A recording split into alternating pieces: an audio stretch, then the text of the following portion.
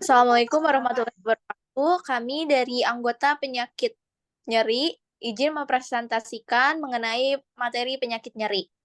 Untuk anggotanya ada saya sendiri, Yulia Apriani, kemudian rekan saya, Husnatania Isnawati Hadidah, kemudian ada Narsi Sri Lestari.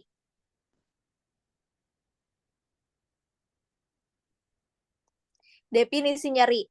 Menurut International Association for the Study of Mind, nyeri didefinisikan sebagai pengalaman sensorik dan emosional yang tidak menyenangkan yang disertai oleh kerusakan jaringan secara aktual atau potensial. Nyeri sesungguhnya merupakan tanda yang bernilai subjektif. Sebab orang tenaga kesehatan tidak bisa menilai seberapa nyeri tersebut mempengaruhi kualitas seorang serta mengetahui seperti nyeri yang dirasakan. Selanjutnya, ada klasifikasi nyeri. Nyeri dapat diklasifikasikan berdasarkan beberapa faktor, yaitu nyeri berdasarkan jenis, nyeri berdasarkan anatomi, klasifikasi berdasarkan durasi, klasifikasi berdasarkan etiologi, klasifikasi berdasarkan keparahan, klasifikasi berdasarkan timbulnya nyeri, dan klasifikasi berdasarkan kualitas nyeri.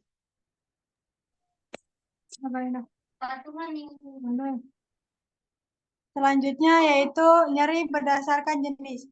Menurut jenisnya, nyeri dapat dibagi menjadi 3, yaitu nyeri nociceptik, nyeri neurogenik, dan nyeri psikogenik.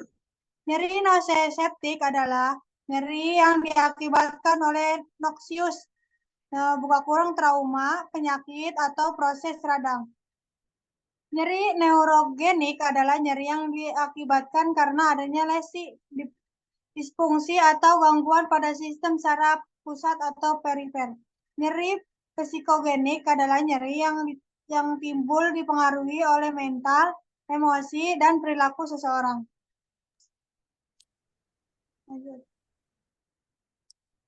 Selanjutnya, klasifikasi berdasarkan anatomi. Beberapa nyeri dapat diklasifikasikan berdasarkan lokasi tubuh. Contohnya nyeri punggung, nyeri pelvis, sakit kepala, dan lainnya yang merujuk pada satu lokasi pada bagian tubuh.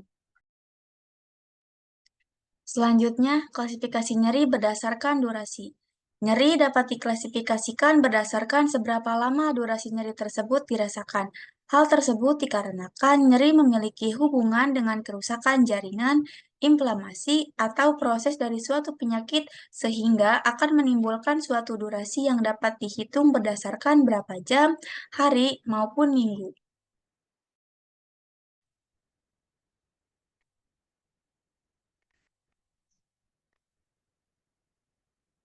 Selanjutnya, klasifikasi berdasarkan etiologi.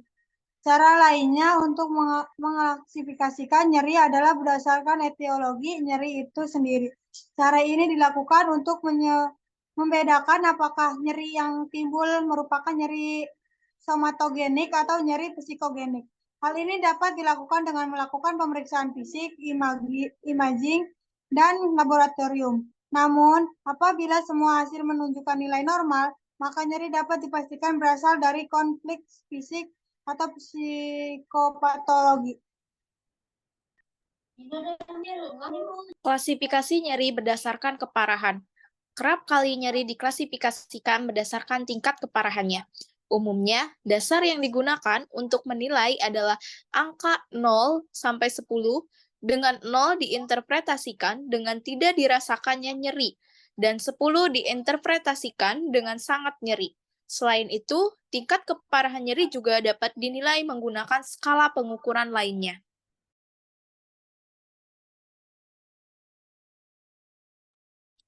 Selanjutnya, klasifikasi nyeri berdasarkan timbulnya nyeri. Berdasarkan timbulnya nyeri dapat dibedakan menjadi 2, yaitu nyeri akut dan nyeri kronik. Nyeri akut adalah nyeri disertai dengan kerusakan jaringan yang nyata. Sebaliknya, nyeri kronis adalah nyeri yang dapat terjadi tanpa disertai dengan kerusakan jaringan yang nyata. Pain without nociception. Nyeri akut dapat dibagi lagi menjadi 2 tipe, yaitu somatik dan visceral. Nyeri somatik diklasifikasikan menjadi superficial dan dalam nyeri somatik superficial adalah nyeri akibat nociceptif yang timbul dari kulit, jaringan subkutan, dan membran mukus. Sedangkan nyeri somatik timbul dari otot, tendon, sendi, dan tulang. Nyeri visceral adalah nyeri yang timbul akibat proses dari suatu penyakit atau fungsi abnormal organ dalam atau yang melindunginya. Subtipe nyeri visceral dibagi menjadi 4, yaitu true localized visceral pain, localized parietal pain, referred visceral pain, dan referred parietal pain.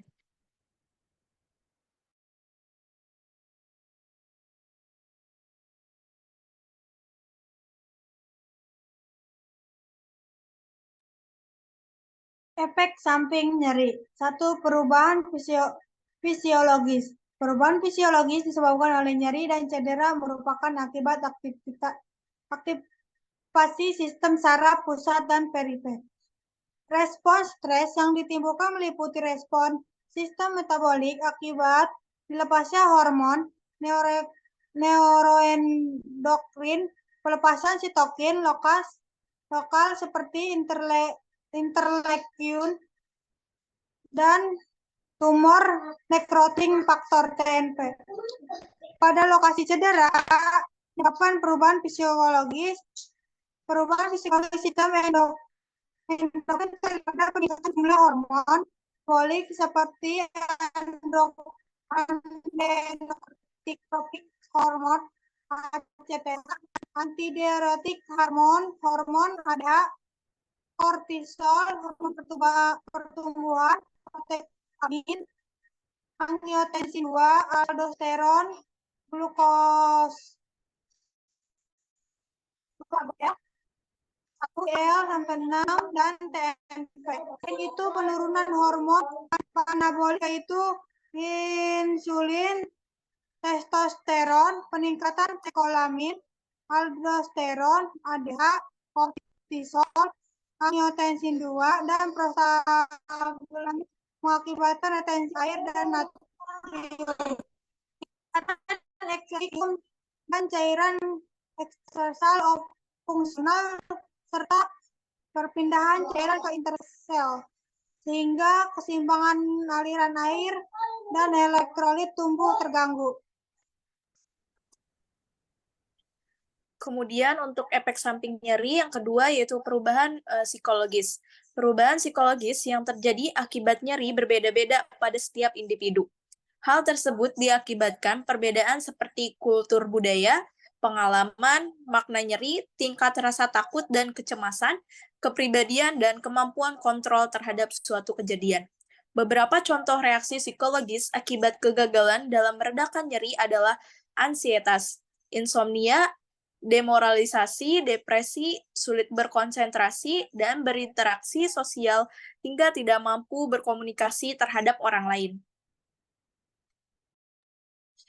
Kemudian untuk studi kasusnya, di sini ada Tuan M datang ke rumah sakit dengan keluhan nyeri pada kaki kanan dan luka borok yang mengeluarkan darah disertai nanah sejak 1 tahun yang lalu. Luka awalnya kecil, kemudian membesar dan muncul luka baru di daerah wajah dekat telinga kanan.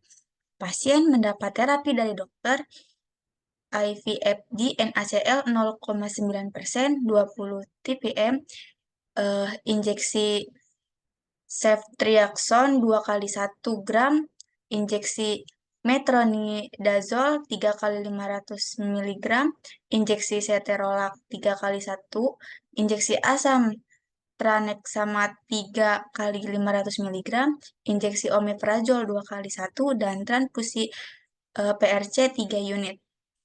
Untuk TD-nya 80/60 mmHg, untuk respirasinya 20 kali per menit, dan nadinya 69 kali per menit.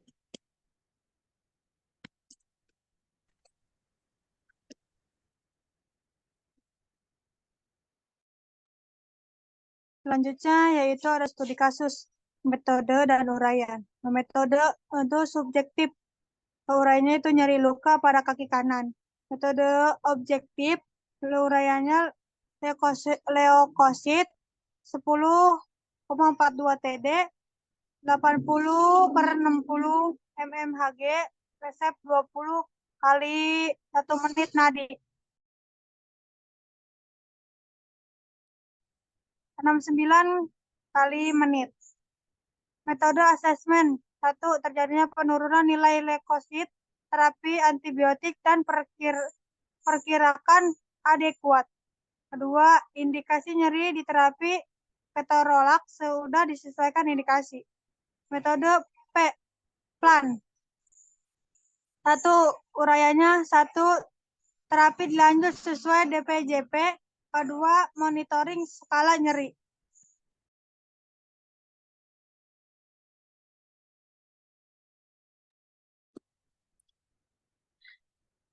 Baiklah, untuk selanjutnya yaitu kesimpulan dari materi penyakit nyeri, yaitu nyeri adalah pengalaman sensorik dan emosional yang tidak menyenangkan yang disertai oleh kerusakan jaringan serta aktual atau potensial yang dapat diklasifikasikan berdasarkan berbagai faktor dan memiliki dampak yang luas, tidak hanya pada tingkat fisik tetapi juga pada aspek psikologis individu.